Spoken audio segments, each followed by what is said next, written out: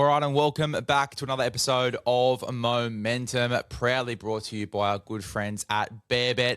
Make sure if you're going to have a punt, you do it with BearBet, but most importantly, do it responsibly. Also, Breathe-Ease, the best recovery and just general getting about. Breathe-Ease, they're good. The mouth tape, obviously the nose tape as well, the nose strips, just enhances recovery, enhances performance. So get about it, 10% off using the code MOMENTUM. Also, you want to improve yourself, obviously get that summer bod while the winter is closing in. Make sure to go ahead and go to On Track Meals, 10% off using the code MOMENTUM as well. Obviously a little bit different, key difference, no Jakey, but also new little setup here as well, new camera, that can capture this whole little setup here. So I thought may as well use the studio setup with no guests and not having to work out all the logistics there. So bit of a different setup today, but going to be getting stuck into some of the key news going around the NRL.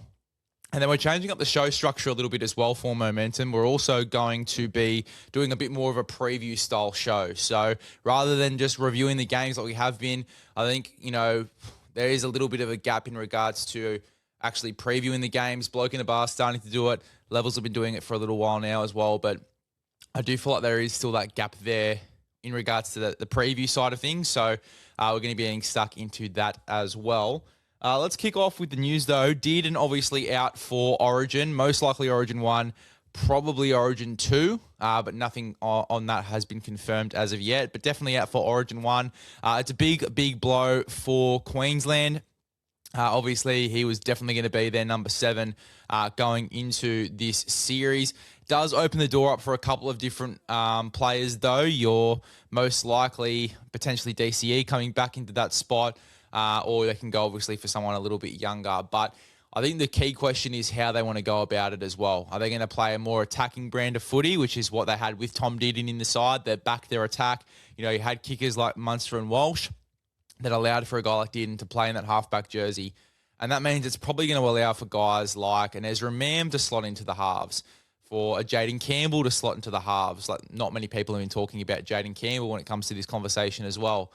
Callum Ponga is the one that's been brought up more notably, though. KP, obviously a little bit of a kicking game on him as well. And the role that he is starting to play at Newcastle is more in the front line when it comes to attack, and Fletcher Sharp is the one roaming like the fullback. So, I mean, it wouldn't be the worst thing in the world. It'd be it would be a great attacking outfit. Obviously, there are concerns with Callum Ponga's concussion history, him defending in the front line. That is a concern that is going to come about when you talk about him playing in the halves. But I think that you had guys like Walsh and Munster, again, that can help with the kicking game, which allowed for, a guy like a Tom Dearden to come into the side. And you had a good enough pack with a good enough go forward, especially you would in rep arenas where it would allow for you to have a Dearden in the number 7 jersey rather than someone who's a little bit more controlling, like a Thurston, like a Cronk, like a DCE. So it worked. It worked with Dearden in the number 7 jersey.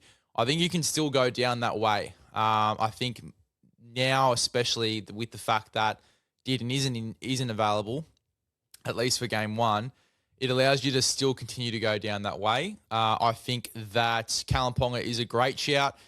I think Jaden Campbell's a great shout, and I think Ezra Mam is a great shout. I think that the way that Billy Slater was talking the other day, particularly in the press conference about Newcastle and how well they're playing with the side, that they've got a really attacking side with Ponga and Brown and Fletcher Sharp.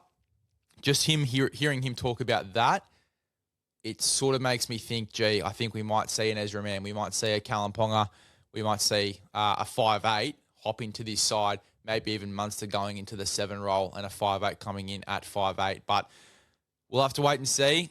Whoever they do bring in will have to be able to play left and right. I can't see Munster moving over to the right side of the field. I think Munster's definitely going to be locked in on the left.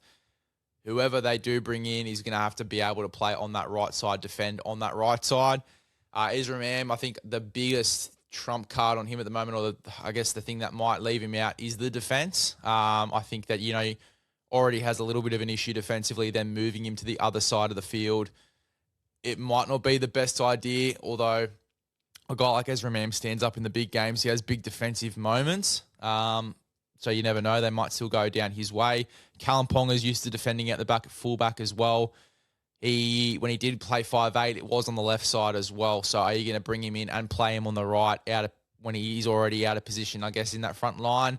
That's a risk they're going to have to weigh up. And, I think the thing that Callum Ponga does have in his favour is when he did start playing Origin, they brought him on through the middle of the field. I think he was playing hooker or lock in his Origin debut, and they had him defending in the front line in the middle. So I guess from an Origin sense, he's sort of been in a similar position, but it is different. It is going to be an adjustment. I'd be keen to see what they do. Because even in Clubland as well, with the way that Newcastle are playing, Callum Ponga is still in that left corridor.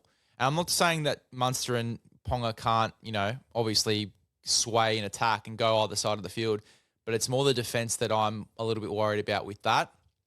And then, so you obviously got Ezra Mam, you got Callum Ponga. Jaden Campbell's the other one. Now, Jaden Campbell, for me, he already plays right side, I believe, in Clubland. So that works out quite well. He can play both sides of the field. He has played both sides of the field in Clubland. I feel like that's an option not a lot of people are talking about, obviously being a bit of a smaller body. But then again, so is an Ezra Mam if you were to go down that way. I like Jaden Campbell. I think he's a good player. I think the way that he started the year was outstanding. He's played in the number 7 jersey at Clubland as well. So if you were to throw him at 7, it wouldn't be the most out-of-place thing. I'm sure not a lot of people would have expected it with other guys available, but I don't think it's necessarily a massive call if you were to throw him there in the number 7 jersey with Dearden out. That's obviously one way they could go. The other way they could go is for a guy that is playing 7 at Clubland. Now, they've got Sam Walker, who, again, you still have that attacking style of play. It'd be similar to having Dearden there. Dearden, obviously, a little bit of a better defender and is more attuned to that number 7 jersey in regards to the role of it. And Sam Walker's definitely a lot more off the cuff. I'd say Sam Walker's more off the cuff than Dearden is. But I still think it's as close to like for like a really good attacking halfback who's not afraid of anything. That's Sam Walker. So I think Sam Walker is probably the favourite for a halfback coming in. I think Sam Walker is definitely the favourite. DCE you could go for as well. He's been in that Origin arena before, and I think that makes the most sense, right? DCE coming in, it does make the most sense, in my opinion, to have a guy that has been in the arena and done it before come back into that arena, especially because it's only for one game, most likely, 1 or 2 games. I don't mind it. I know the argument that is there of, you got to build towards the future, but we're assuming that Tom Dearden's going to be out for the entire series. If Tom Dearden's out for the entire series, it's not going to be DCE. It's going to be Sam Walker. It's going to be one of these other guys that comes in. But if Dearden is out for only 1 or 2 games, I'd just be putting DCE in there because he's done it before. I think DCE's got a lot of confidence at the moment. The Roosters are 6-0 at this current stage. They've won 6 games in a row. He's flying. They're having a lot of confidence. He's actually scoring tries as well. So, get him in while he's high. Like last year, Manly weren't travelling so crash hot. It was his last year there. There was a lot going on off field. That DCE that got dropped for Dearden and the DCE that we've got now, 2 different DCEs. 2 different DCEs. So I'd be personally, if it's one game that Tom Dearden's out for, I would bring in DCE. If it's more than one game, I'd definitely look at Sam Walker. The other guy that I think deserves a shout is Jake Clifford. He's been outstanding, absolutely outstanding for the Cowboys. I think that just having a guy like him in there who, can kick very, very well, you'd pretty much have... You wouldn't know where last tackle is coming from. You've got 3 guys that have really, really good kicking games. Clifford has played left and right in the NRL. He's played right side, I believe, at the Newcastle Knights. Even though he does have a left boot on him, I think he even plays right side at the Cowboys too. So he's attuned to that side of the field. You wouldn't have to change too much with Munster being in there, whereas you've got a lot of these other guys, especially Mams and Pongas, who might struggle already in defence and then moving them over to a side where they haven't played before, whereas Clifford's played both sides of the ruck, I think, in the NRL, so it makes sense. As I said, great kicking games, and he's a good player. Jake Clifford, very competitive. Again, the Jake Clifford that we got pre-Super League to post-Super League, 2 different players as well. So We're looking at a Jake Clifford that's in form. We're looking at a Jake Clifford that's the best statistical option according to Random Stats Guy as well with his form this year. So Jake Clifford, I think, is definitely a shout. For me, though, if I'm going gun to head, I think it'll most likely be Sam Walker. I think just the way that the Roosters are playing, usually when you're picking Origin sides, you do look at form in the NRL, particularly team form and how those players are going in that side. And Sam Walker's been a standout. He's been outstanding. I think that Sam Walker will be the guy to come in, but I wouldn't count out Jake Clifford, and I also wouldn't count out Callum Ponga going into the halves as well, like a lot of journos have thrown up already. But I think Dearden is still a big loss, and whoever they bring in, I still think it's going to be a little bit of an adjustment. Let's talk about Damien Cook. He's obviously going to the Super League. It is a massive move. Obviously, it looked like he was going to sign with the Dragons and re-sign for them for another 2 seasons. Obviously, backflipped on that. He is set to go to the Castleford Tigers on a 2-year deal. I think it's a good thing for Damien Cook. He's going to go over there. He's going to get the money over there as well. Going to get a decent pay packet. I think if he was to stay at the Dragons, it'd be on a way more reduced deal. I think he was already on $500K at the Dragons. I think his money would go down even more from there. I think he's getting a good payday to go over to the Super League, travel with family. I think it's a good decision for Cookie. I think it's a good decision for the Dragons. You look at the side that they've got at the moment. They've got Jacob Little in there who he deserves to be a starting 9 in the NRL. He's 28 years old now. He's, applied his trade for a very long time, and he sat behind other good hookers for a long time as well. At the Tigers, I think he was behind Api Coruscant for a little bit there. He was also a fringy at that stage coming in if there was injuries. Goes to the Dragons. He's sitting behind a lot of other great players as well, in particular Damien Cook. And I think that now that, he's going to be on his own, Jacob Little going into next year, I think it's a good move. I think it's a really good move. I like Jacob Little, and he deserves to be a big-minute hooker in this competition. We've seen how good he can be as a big-minute hooker in this competition. So I think it's a good move for the Dragons to unfortunately move Damien Cook on. I think that you will probably see Gutho get moved on at the end of 27 along with Val Holmes. Not because of the form they're in right now. I think it's more so because of the side that they want to build later on. They've got Drinkwater into the team. I think that he'll kill it as well if they get a good side around him. Cade Reid's obviously coming in. He's going to be out for 2 months, which is an absolute shame. That news just broke prior to us going on air. But that's a massive loss for them too. Flano obviously comes back in. He'll do a job, but really wanted to see a couple of weeks with Cade Reid in the side and just watch him develop. But yeah, they've got Cade Reid there. Scott Drinkwater signed. They're going to get a couple of other players. If I'm the Dragons, I am going to make a last-ditch play for Jamie Humphries. That's probably the way that I'd go. Otherwise, I would be definitely looking at getting Murray Talangi because I think he's almost confirmed with the Roosters as well. I'd be trying to make a last-ditch effort there to get him into the back line. I would be also looking at getting Chanel Aristotavita from the Warriors. Now, this is why I say it, right? They're obviously looking at Metcalf. I don't think you can look at Metcalf as a 7. I think you can really only look at Metcalf in another side that doesn't have the best forward pack and doesn't have someone like Chanel Aristotavita. You got to look at him as a 6 or potentially even as a 1. I think that the reason that Metcalf at 7 at the Warriors worked was because of, one, they have an outstanding forward pack. Fisher Harris, Barnett, Ford to maybe a fraction. He wasn't playing as good as he's playing now last year. They have Aaron Clark. They've got all these guys. They've got a really, really strong forward pack. And when you're getting a lot of momentum, you can play a really good attacking game and it's going to work, right? And then they also had Chanel Aristotavita, who really combined with Metcalf well, polished off sets really nicely, and they just alternated really well. If Metcalf wanted to go after an attacker game, Chanel Aristotavita could come in and obviously game manage a little bit and vice versa. So I think the big part as to why Metcalf was so successful at 7 at the Warriors was because of the forward pack and Chanel Aristotavita. I think that if they are going to go after Metcalf, they need Chanel Aristotavita in the side. Obviously, Chanel Aristotavita is talking to the Cowboys at the moment, so it looks like he's available. It looks like he is testing the market. I would definitely be inquiring about Chanel Aristotavita's services, but I wouldn't be doing it for Metcalf. I'd actually be doing it for Cade Reed. If you can get a guy like Chanel Aristotavita who can take pressure off your halfback to attack a game, especially with the fact that, Cade Reed, he loves to make the big play. He loves to attack games. He loves to take risks in games. Reminds me very much of Sam Walker coming into the competition.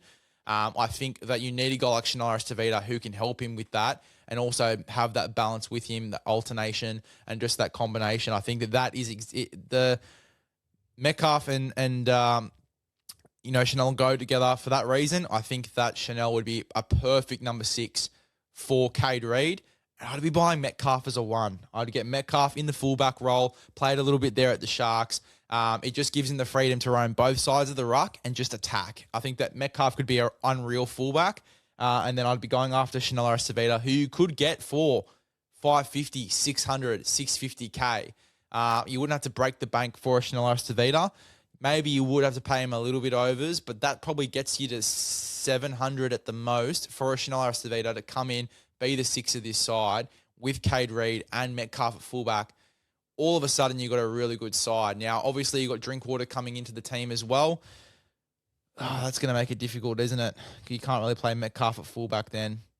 If you're going to get Metcalf this year, play him at fullback. But yeah, look, maybe you do. You could have Metcalf 7, Chanel 6 if you get them both, and then Drinky at fullback. I think that will works really well. If you're getting Metcalf this year, if there's an immediate release, which is, it's getting floated around across a couple of different pages. If it's an immediate release, Metcalf fullback for me works nicely. If it's not an immediate release, and it is for next year when Drinkwater does walk into the door, then you can go down the route of him playing halfback. You got Chanel there, obviously at 5'8". I just don't think that Metcalf and Cade Reed work. Like that, for me, is just, it's too much. You need someone that's going to be able to provide that balance and implement a bit of structure when they're opposite half, whether it be Metcalf or Cade Reed wants to attack the game. If I'm honest, I'd rather get Chanel in. I'd rather bring Chanel Aristotavita in. You're going to pay less money for a Chanel Aristotavita, and he's going to complement a guy like Cade Reed really well, rather than bringing Metcalf in, paying him overs. You're going to have to pay Metcalf realistically $1 million to get him into the building, to then not play him, at 6 with Cade Reed at 7, and it's just not going to work. It's going to be a tough one. It's going to be a really, really tough one. For me, I would be bringing in Chanel Aristotavita.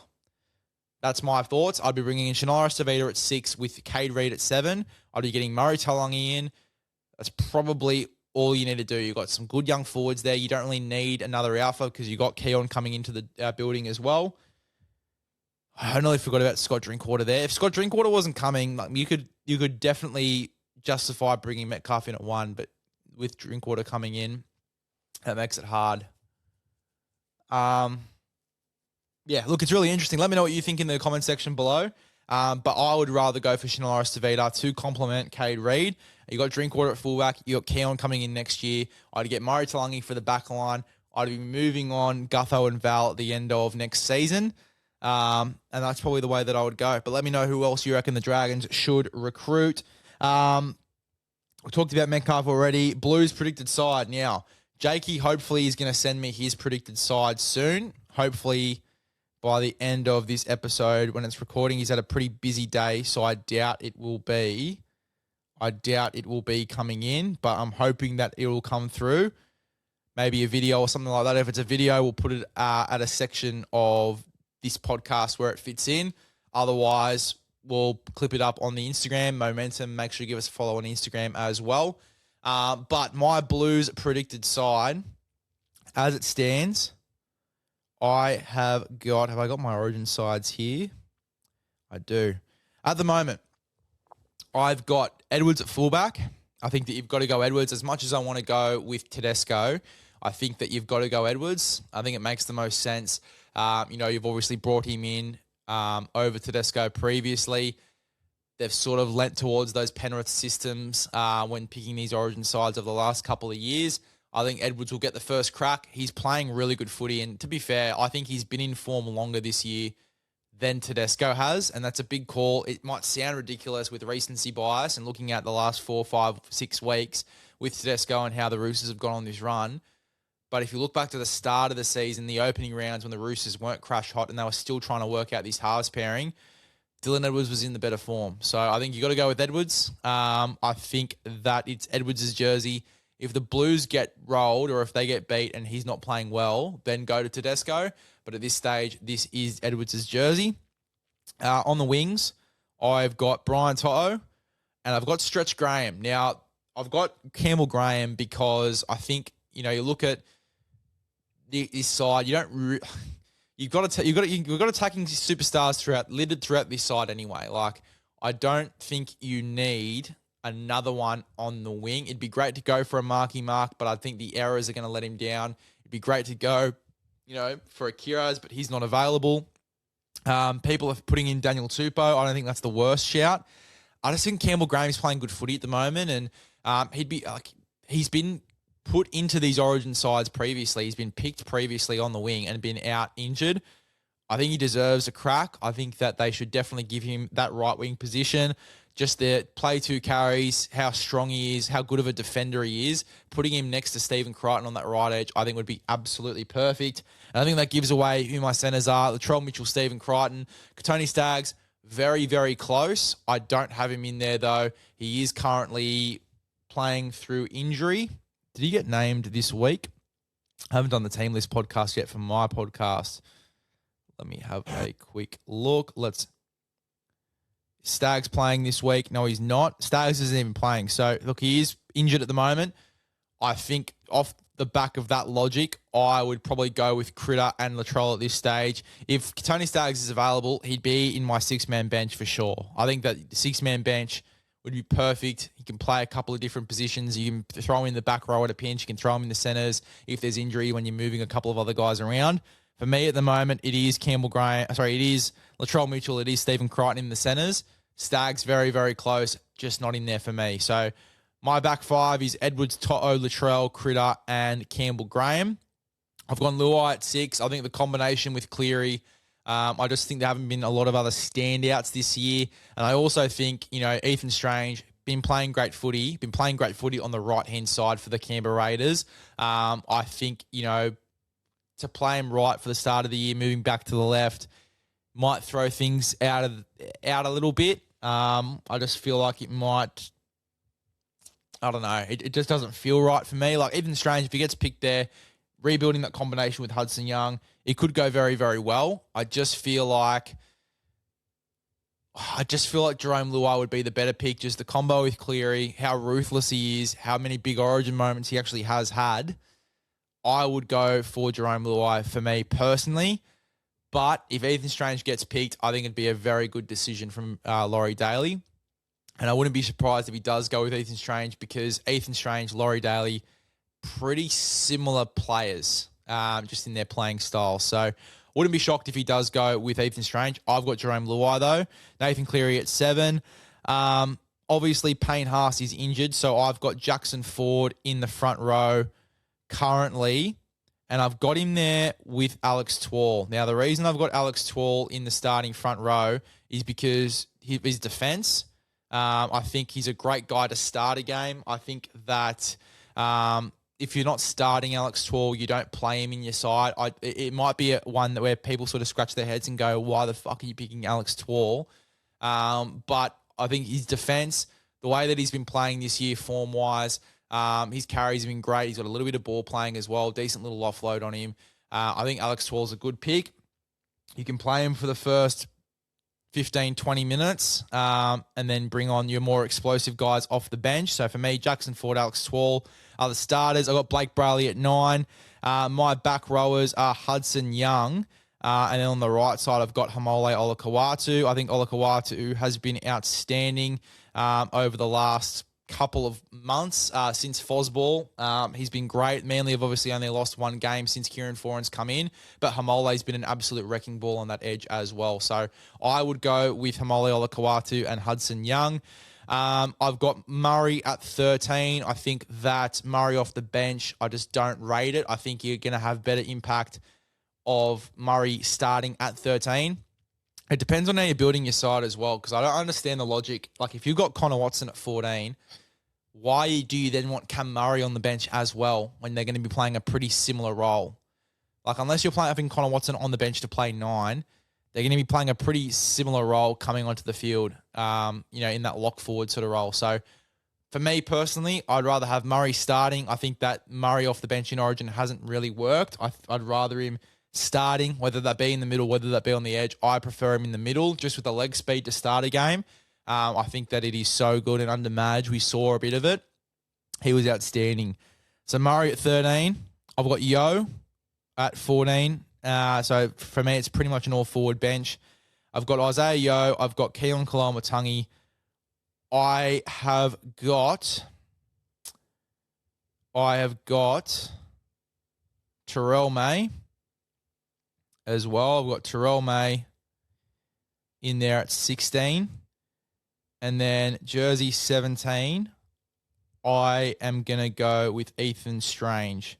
I'm just making some changes on the fly because I realised I didn't change this since before the Origin predicted Origin roundtable, which I did with Brandon Savage from the Supercoach Experience, Random Stats Guy, and the Leaguey. That's on my Big Les's League YouTube channel. Make sure to go ahead and give that a nice little subscribe and give that video a watch. But Isaiah Yo, Keon Kalamatangi, Terrell May, Ethan Strange on my bench. Reece Robson, jersey 18. Jersey 19. I am going to go, if he's available, Katoni Staggs. But if Katoni Staggs isn't available, I am going to go Tolu Kula.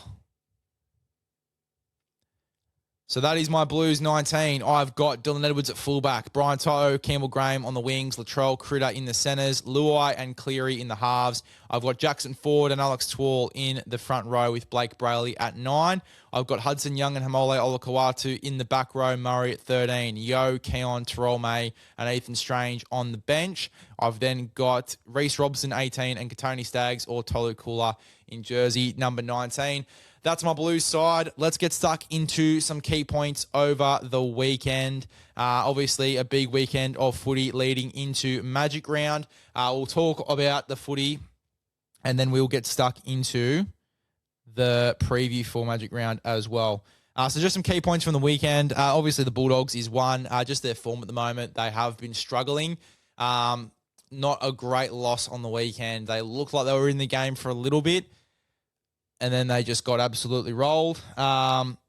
Really tough one. Really, really tough one. It's just a side at the moment that does lack a little bit of confidence. They just do not seem to, like when they get into an arm wrestle, they just don't have the confidence at the moment where, previously, even last year, at the start of last year, they'd get into those arm wrestles and then they'd out wrestle you. Whereas at the start of this year and even in this game, they were in it for the first 20 minutes. They obviously had a try through Jamin Salmon and Stephen Crichton, and then they just got absolutely dominated by a Dolphin side, mind you, who looks very, very good. But they lack a lot of confidence at the moment. I don't know if there is a whole lot of buy-in at the moment to what they're trying to achieve. I think there's just been so much change in the building, and I think a lot of players are looking around going, is my job safe? Am I next sort of thing? Like, it doesn't seem to be a lot of confidence in the playing group. And look, for me, like, we've been very kind on Galvin and we've been talking about the positives, how he's been developing as a 7. I just feel like they've got to bite a bullet and make a change. I think that for me, if I'm making changes to this Bulldogs team, if they get beat this week, if they get done by the Sharks, which is a real possibility after the Sharks got done by South on the weekend, I would probably look at moving Critter to fullback. I would look at potentially moving Burton into the centres with Sherry, Critter at fullback, Tracy to 14. I would go with Galvin at 6, and I'd go SOS at 7. That's probably the way that I'd go if the Dogs get done bad this week. I think Critter needs his hands more on the ball. I'd be moving him to fullback. It's something that we've thrown up in the past, and he sort of moved in and out of that role in games at stages. I think that they need to make a call, and if they want him closer to the ball, put him in that position. So that's the way that I would go. And then I would, as I said, Burton into the centres, if that's the way that they want to go moving forward. I had Burton at left centre with obviously Kickow on that edge and Jonathan Sewer. And then my right edge would be Preston, Sherry, and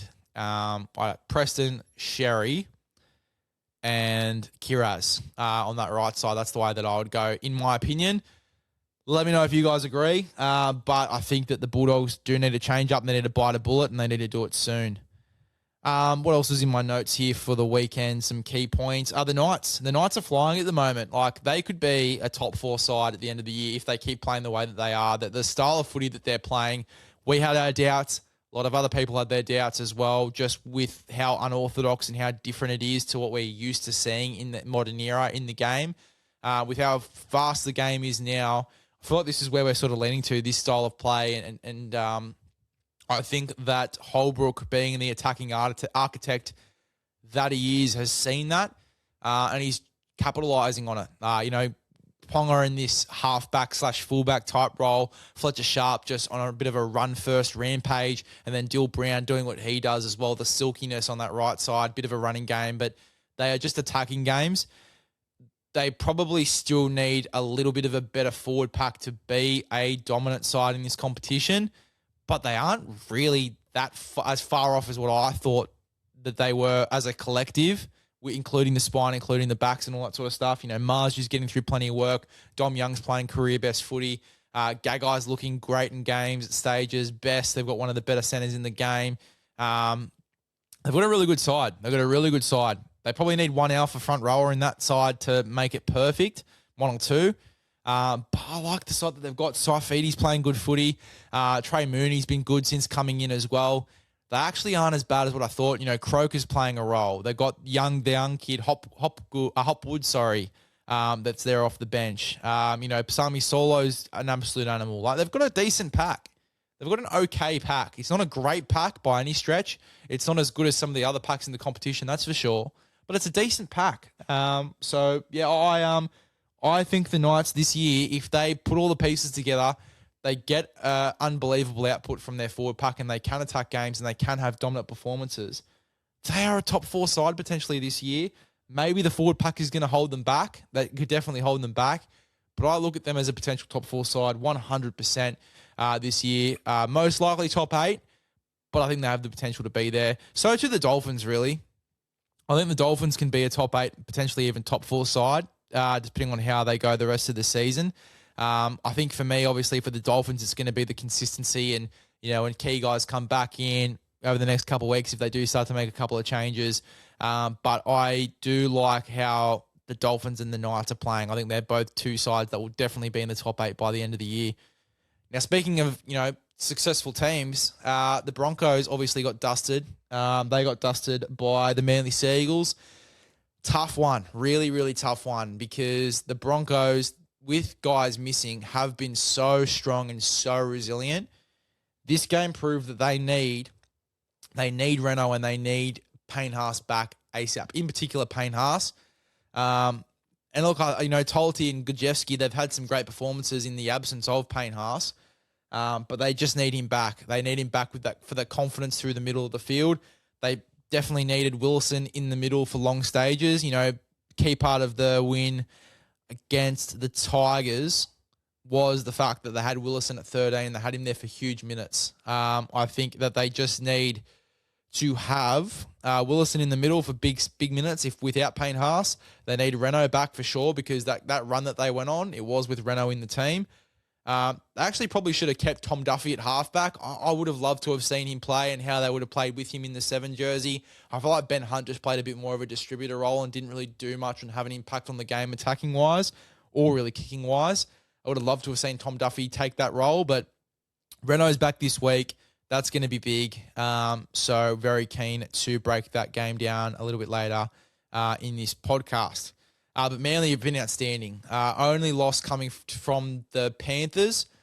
They are looking like a top 4 side at the moment as well, the way that they're playing. And that Joey Walsh, he just oozes confidence. He oozes a bit of swagger. I really love the way that he's playing his kicking game, the 40-20 that he kicked. Just his game management, the improvement that he's had from the first week to the second week he played was outstanding. I'm hoping he gets a crack in Magic Round. I really do. Be interesting to see if Fogarty is up to full fitness. And then the Storm. Obviously, the first win in 8 weeks. Really happy for Melbourne that they can get that win on their back. Obviously, not a lot of people would be saying it's the same just with how successful Melbourne have been over the last couple of years. It might feel good. It does feel good that they had a couple of losses in a row. But obviously, back in the winner's circle now. Let's see if they can keep it up over the next couple of weeks. It will be a test during Origin. They lose Munster, they lose Harry Grant. They've got to win 11 games, I think it is, to get into the 8. They're currently second last or third last still. So it's going to be a long road back. But Penrith did it last year. Let's see if the Melbourne Storm can do the same. And keep in mind, Melbourne, they've got their first win earlier than what Penrith did in a similar position. So let's see what this Melbourne Storm side has and if they can keep playing good footy. Farlongo is obviously going to be the watch, but we'll get into it when we do the preview. Let's get stuck into previewing the games. Guys, we'll kick off with the Sharkies taking on the Bulldogs here, Friday, 6 p.m. For this one, let me just get up the team notes. Love this. Very podcasty, what we're doing right now. For the Sharkies, double boost for the Sharks with being a Ronaldo Mulitalo and sender Jesse Ramien returning for Magic Round. Mulitalo hasn't played since suffering an ACL injury for New Zealand in the Pac Champs last year. Ramien, he missed 4 games with a knee injury. Talakai back to the bench. Ramien in the centres. Mulitalo obviously on the wing. We see Mweni Harori go to jersey 19. Jayden Berrell, he comes in at hooker for Blake Brayley, who obviously is out. Funny thing with Blake Brayley, he's played 139 consecutive games without injury before this one. He would have been 140 consecutive games without injury had he not had the concussion. Cam McInnes, he is obviously out with an ankle injury. It's a shame because he only just came back. So Jesse Calhoun, he comes into the side back at lock. 3 big inclusions for Cameron Ciraldo as the Canterbury Bulldogs look to end a 4-game losing streak. Matt Burton, illness, is back at 5'8". Max King, Jaw returns in the front row. And Max King, Kurt Mann, I said Max King twice. Kurt Mann is back from concussion as well. King's return, say Sam Hughes, shift to the bench. Sean O'Sullivan and Josh Curran drop to the reserves. Outside backs remain unchanged. Jacob Kiraz at least a week away. Very keen to see how the Bulldogs respond. Obviously, as I said, they're lacking confidence right now. They need to turn things around quick, smart. They were in that arm wrestle for the first 20 minutes, and then they dropped off big time. They definitely need to get a bit of confidence back into the jersey. I think the positives, obviously, Jonathan Su'A, he's been playing good in losses. There's definitely a lot of positives there. I think that he'll keep that spot, and unfortunately, I think that Marcelo Montoya will have to bide his time in New South Wales Cup. I just think they need some more from their stars. Critter, as I said, I'd probably be considering moving him to fullback. Burton, Galvin, these sort of guys. But Burton is a massive inclusion just with the kicking game and obviously his attack and his running game. Galvin as well. I just want to see him play his natural game and hopefully have some things come off the back of it. Max King is a massive inclusion, but not just for having Max King, but also for Leo Thompson. Just another guy to bounce off. I find with front rowers, sometimes when there is a bit of competition in their own team, when their teammate, they're going bounce for bounce, run for run, it does tend to build up a little bit of energy. So I think you'll see a bit more from Leo Thompson. I think you'll see Leo Thompson's better performance of this year. And Max King, obviously, back in this side, a massive boost. Tupanua back in the back row. I would probably move... it's a tough one. I'd get someone else to start and have Tupanua off the bench just because I love him through the middle. But with Kikau obviously out, they don't have the luxury to do that. In saying that, Tupanua, great line runner. And hopefully I just want to see him running some beautiful lines on that left side and potentially scoring some points like he has for the Roosters in the past. For the Sharkies, obviously losing a little bit of confidence last week after the loss to South Sydney. their response is going to be super interesting. How they sort of bounce back from that loss to South. They were dominated towards the back end of the game and just got rolled. And unfortunately, the 6 agains and stuff like that, they just couldn't get back into the arm wrestle. So be interesting to see how they play. I think that Blake Brayley, though, is a big loss there in the number 9 jersey, just with his craftiness in and around the ruck. A lot of their try assists do come from Blake Brayley as well. So keen to see if they're going to be able to put on points the same way without him in the number 9 jersey, the little architect there.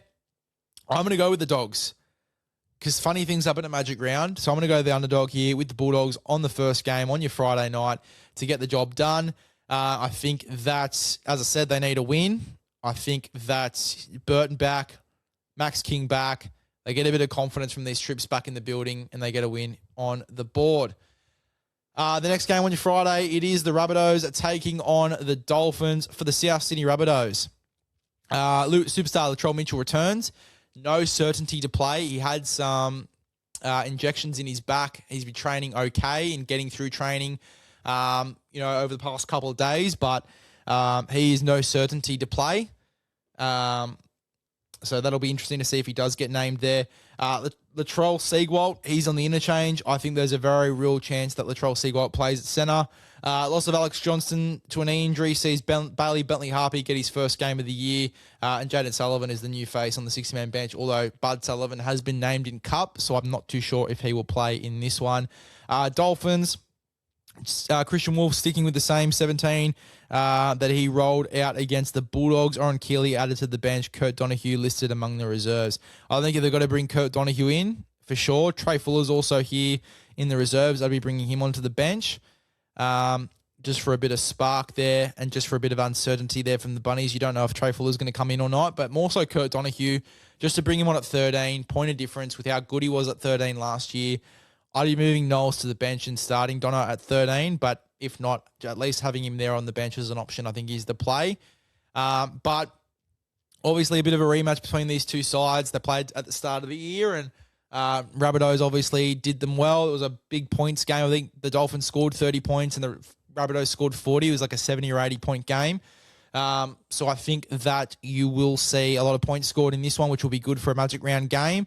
Duffy on the bench is going to be massive. I just loved the impact of the forwards here for the Bunnies and their intensity on the weekend, just with how hard they were going after the game. Kepi and Big Tallis, Ewan Aiken, and Adam Elliott put on some big shots throughout the game. Totola and Hubner off the bench were absolute dogs. So I think that you will see this Rabbitohs side go after this contest. I am going to go with the Rabbitohs to win, but I think it'll be close. I think the Dolphins will definitely bring their A game, especially at home, technically at Suncorp. I think it'll be a tough one, but South scrape the win for me. Tigers Manly, Saturday at 3 p.m. For the Tigers. Terrell May returns. He obviously had a baby. I think his wife went into labour while he made the trip over to... Who did they play last week? Anyway, prior to kickoff, wife went into labour, had to make the trip back to Sydney. So he is back in the side. Latu Finu starts at 9, Tristan Hope on the bench. Don't mind it. You get Latu Finu to take the sting out of the game, and Hope comes on for a bit of spark. Ethan Roberts added to the bench. Ethan Roberts was in my year at school, I believe. Good bloke, good player, grinded hard at the Roosters, got close to first grade there. He was playing some really good footy in the lower grades. Not too sure why the Roosters let him go, but he's a good edge middle, and I think that he will potentially get some time on the weekend. Been training really well at the Tigers, only heard good things, so Ethan Roberts definitely one to keep an eye on. He's even taken Big Bunty's spot on the 6-man, so that'll be one to watch as well. And then the Manly Seagulls, playing with a ton of confidence at the moment. Fogarty back, Walsh to the bench, Farlalo's fullback, Tolukula centre. Simpkin comes in at hooker for Brandon Wakeham, who's suspended. Hetherington on the bench. Docker Clay on the bench as well to cover at 9.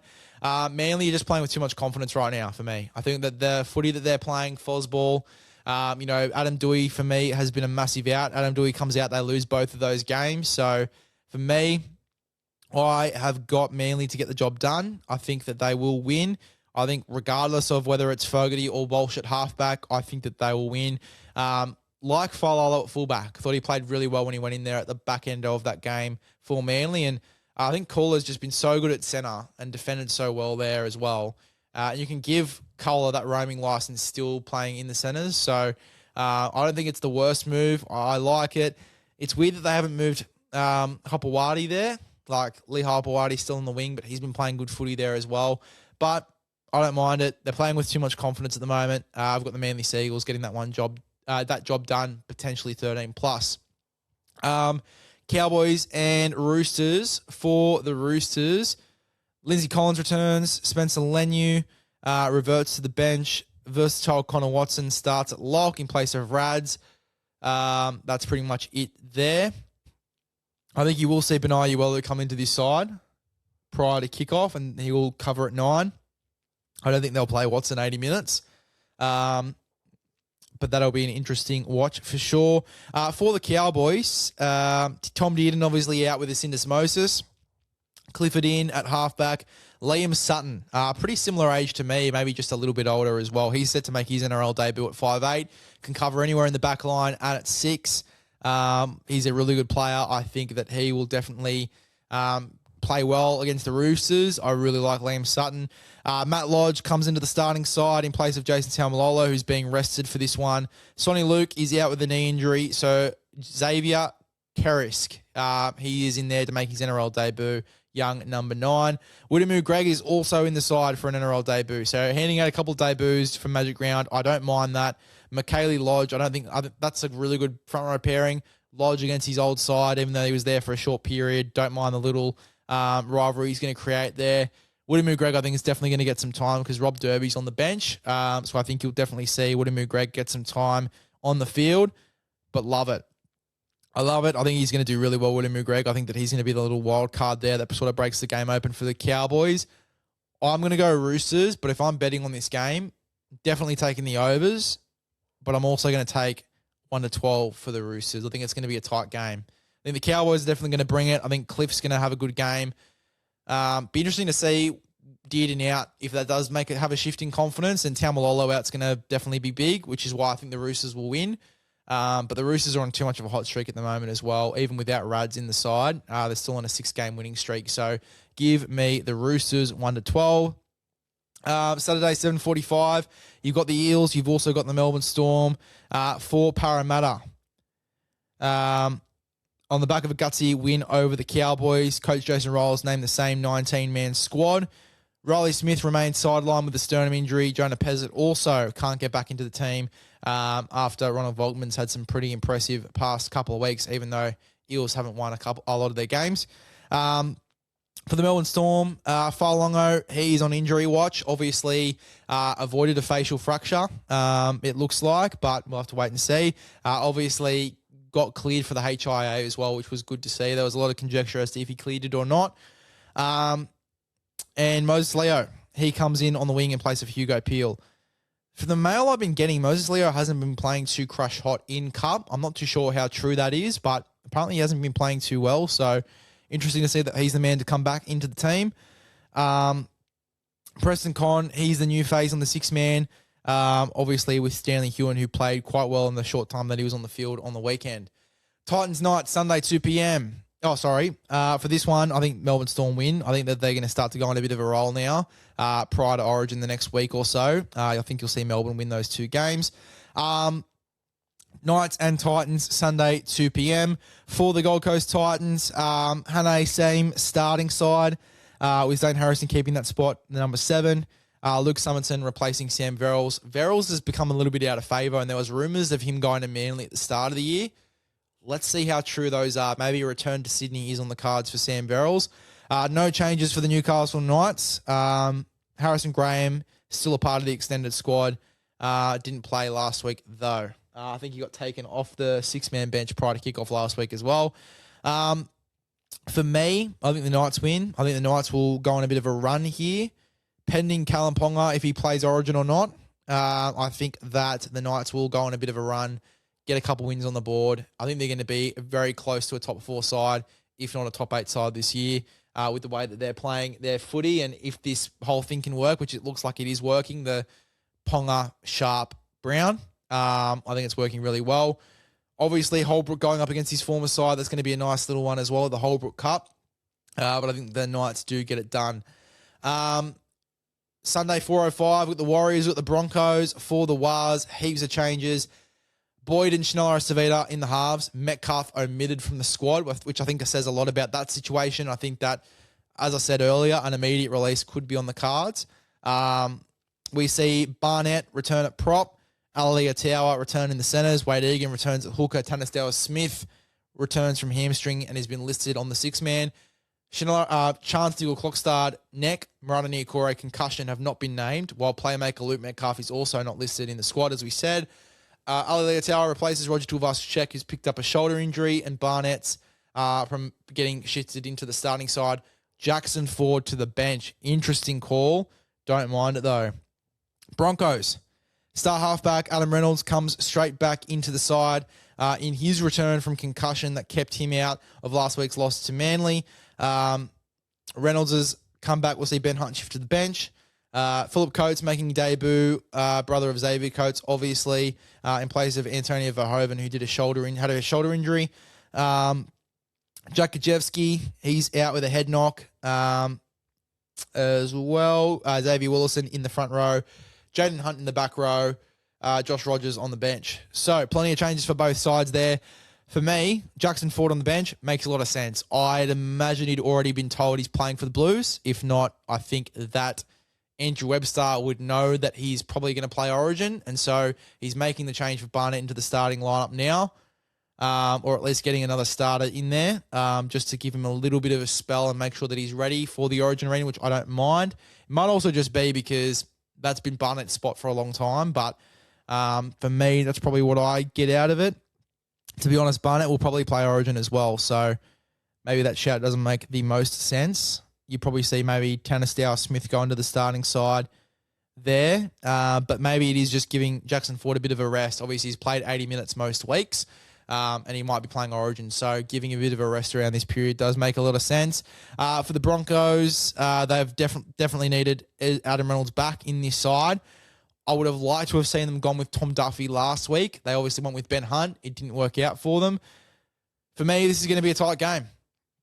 I think this is going to be a real tight game. I think that you're going to look at this Broncos side. They got embarrassed last week. I think the Broncos win. I'm going to go the Broncos Magic Round at Suncorp. I'm going to go the Broncos 1-12. I think that they turn things around. Preston Ricky, who's a bit of an animal. Xavier Willison, Paddy Carrigan to start in the middle and most likely play some big minutes. I think that you will see a little bit of an upset here with the Broncos getting it done at $2.17. I don't mind that. Definitely one worth taking a look at on Bearbet. And then the Dragons and the Panthers. Don't need to go into this game too much, but just going through the lineups. Just one change here for the Panthers with Cogger coming back into the 14 jersey and J. Cole dropping out of the squad. Liam Henry also keeping his spot on the bench. Kyle Flanagan's in the 7 jersey. Cade Reed's going to be out for 2 months. Super unfortunate. We talked about it earlier. Moses Sully back. Tyrell Sloan is out. So they are going to keep Gutho at fullback now. They tried him at centre for a week. Didn't really work out too well. What else here? Dan Atkinson, Hand, an edge back rower, Luciano Leilua, are both back in the side as well. Luciano has landed on the bench. Dan Atkinson's in the starting side. It's not the Dragon side that I'd go with right now, but they don't have a lot of choice, obviously, with Cade Reed now out. It's going to be tough. It's going to be tough for the Dragons. I think Panthers 13 plus is pretty obvious for this one. I'll probably be in the Caxton for this game, losing my mind. There you go, guys. That is another episode of Momentum. Obviously, as you can tell, we changed the structure up a little bit to be more of a preview show, and obviously we get Jakey back next week. Hopefully we can get back to recording on those Monday nights and getting it out on Tuesday. Apologies for the switch up there. We'll keep you guys more informed, obviously, as we have done on the Instagram. But make sure to subscribe to the YouTube, Instagram, Spotify, Apple, all those great platforms. As I said, On Track Meals and Breathe-Ease, you can get your discount codes, Momentum, for 10% off for both of those sites. Breathe-Ease, leveling up your performance, recovery, leveling up those. Obviously, your sleep as well. Really good for sleep. I've used mouth and nose tape sleeping for a long time. it definitely improved my sleep. So Breathe Ease is the way to go for that. Best quality mouth tape. You're not going to rip the tape off and have cuts all over your lips like a couple of those other tapes on the market. Breathe Ease, really, really smooth off and on. Same for the nose tape as well. So code Momentum for 10% off, and then On Track Meals. Obviously, really, really good, fresh cooked meals. The My Muscle Chef meals and a couple of the other ones. They're air sealed and not the best quality. They look a bit shit to eat. They don't look very appetizing. On Track Meals is all fresh, Australian-made foods. So make sure 10% off for Momentum for 10% off On Track Meals. We'll see you in the next one.